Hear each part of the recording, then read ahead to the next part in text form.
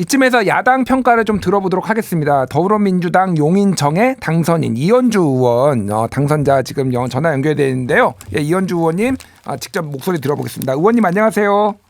네, 안녕하세요. 예, 먼저 당선되신 거 축하드리고요. 예, 네. 오늘 영수회담 총평부터 좀 짧게 들어볼까요? 네, 이번에 사실은 이제 이번 총선을 통해서 국민들이 이제 주권자로서 심판을 했는데 사실 이게 굉장히 엄중한 심판이지 않습니까? 네. 근데 그 심판의 민의를 반영해서 영수회담을 한 건데요.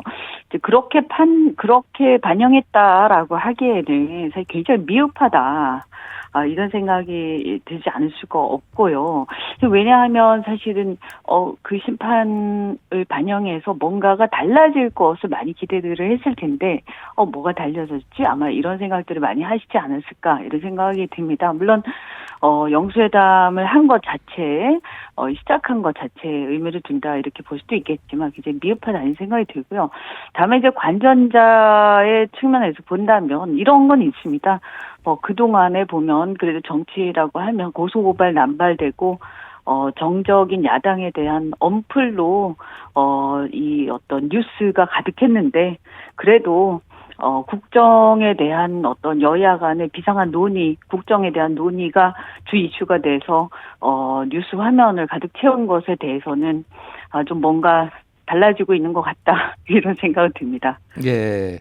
오늘 이재명 대표가 상당히 이제 모두 발언에서 길게 여러 쟁점들을 이제 말씀하셨는데 네. 의원님이 보시기에는 가장 눈에 띄는 요구 사항은 좀 어떤 거였을까요?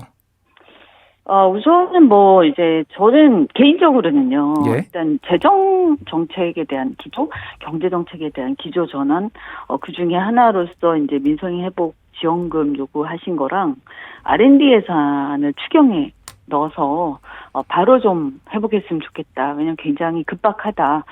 대통령은 내년도 예산을 반영하겠다 이렇게 얘기하신 것 같은데 이것은 제가 이렇게 주변의 얘기들을 둘러보면 굉장히 시급한 것 같거든요. 네. 그래서 이런 문제들 그다음에 이제 경제정책 기조 전환에 대한 부분 이런 게 좀 눈에 띄었고요. 그다음에 당연히 특검 요구 중에서도 특히 최상목 특검에 대한 얘기들은 많은 국민들이 절대 다수의 여야를 떠나서 보수 진보를 떠나서 많은 국민들이 이렇게 공감하는 것들이라서 그 부분하고 이태원 참사 특별법 문제도 대통령이 몇 가지 이견을 말씀하시긴 했습니다만 예. 이 부분 좀 눈에 띄었다. 그리고 거부권 유감으로 표시를 하긴 했습니다만 국회의 어떤 입법권에 대한 존중에 대한 요구 이런 게 좀 눈에 띄었습니다. 예. 다 눈에 띄셨네요. 네네. 많이 말씀하시는 거 보니까. 네. 예, 알겠습니다. 네, 순서대로 예. 눈에 띄었다고 생각하시면 될 것 같습니다. 알겠습니다. 그 의원님 페이스북에 25만 원 민생회복 지원금과 관련해서 이렇게 쓰셨어요. 네, 지금까지 잘못됐다면 상대의 제안 받아들여보는 유연성이 필요하다. 같이 한번 해보고 같이 검증하면 어떤가라고 올리셨는데 이게 어떤 의미인 건지 뭘 검증하자라는 건지 좀 여쭤볼까요? 그러니까 이제 지금까지 보면 이제 아마 대통령 국정기조 중에서 국민들이 가장 부정적으로 평가하는 게 민생과 경제에 대한 얘기일 것 같은데요.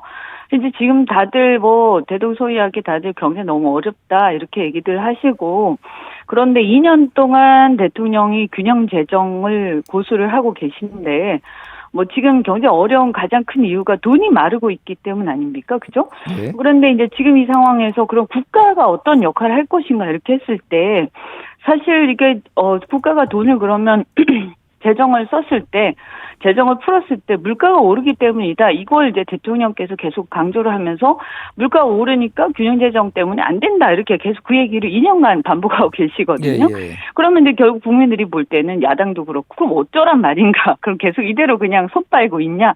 이런 건데 결국에는 이제 돈 풀면 물가 오른다. 이거는 당연한 어떤 고전적인 경제학 이론의 얘기지만 지금 현재 이제 상황을 보면 전쟁과 그다음에 미국도 보면 코로나 이후에 돈을 너무 어마어마하게 거의 12조 달러를 풀었기 때문에 예. 이게 아직도 걷어들이지 않는 상태고 금리를 올리고는 있지만 이 올려도 안 걷어들여지거든요. 그러니까 우리도 금리를 올려가지고 그 돈을 걷어들이려고 노력은 하고 있지만 우리 혼자 뭐 이거 긴축한다고 해서 되는 상황이 아니란 말이에요. 그러나 대한민국 이 작은 나라에서 우리끼리 막 이거 돈 마르고 있는데 우리만 막 이러고 있는다고 해결되냔 말이에요. 그렇다고 뭐 이제 미국 같은 경우도 그렇고 선진국들은 리쇼어링 한다고 해가지고 다 자기 나라에 지금 공장 짓고 있잖아요. 그러니까 미국에 공장 막 짓고 다른 나라에 막 공장 짓고 이러니까 그 나라 임금 오르고 이래가지고 다시 경기는 다른 나라 경기가 굉장히 좋거든요. 미국 같은 경우에. 경기가 오르니까 다시 또 물가가 올라서 다른 미국 같은 나라의 물가가 막 오르니까 우리나라에서 돈을 쥐어짜도 다시 또 우리가 뭐 아무것도 안 해도 물가 또 오르거든요. 예. 그러니까 이제 제 얘기는 뭐냐면 이제 옛날 같은 고전적 경제학 이론이 안 통하는 시대가 됐다.